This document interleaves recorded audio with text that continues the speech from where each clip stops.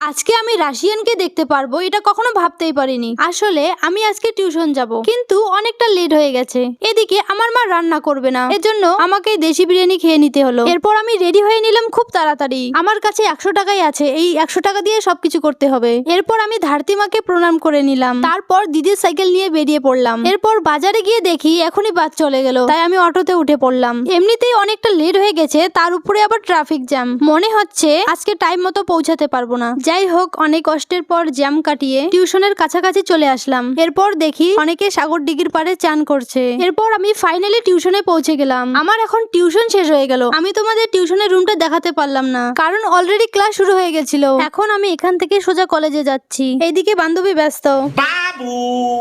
কলেজে পৌঁছে শুনি আজকে স্যার ক্লাস নিবেন না। এরপর আমরা সোজা লাইব্রেরিতে যাই, তারপর কিছু বই ঘাটাঘাটি করি। ততক্ষণে আমাদের পেটের মধ্যে ইঁদুর রান করছে, এজন্য আমরা ক্যান্টিনে চলে যাই কিছু খাওয়ার জন্য। এদিকে আবার বান্ধবী একাই একাই খেয়ে নিচ্ছে। তারপর আমরা দুটো ক্লাস করার পর বাড়ির দিকে রওনা দিলাম। এরপর বাসে উঠে পড়ি। কিছুক্ষণ পর একজন রাশিয়ান বাসে ওঠে। প্রথমে ভেবেছিলাম এটা তো আসল রাশিয়ান, তারপর দেখি এটা তো বাঙালি রাশিয়ান, বাংলাতে কথা বলছে। তোমরা কি কখনো রাশিয়ানকে দেখেছো? কমেন্টে জানাও। ও নেক্সট ভিডিও দেখতে চাইলে এই চ্যানেলটিকে অবশ্যই সাবস্ক্রাইব করো।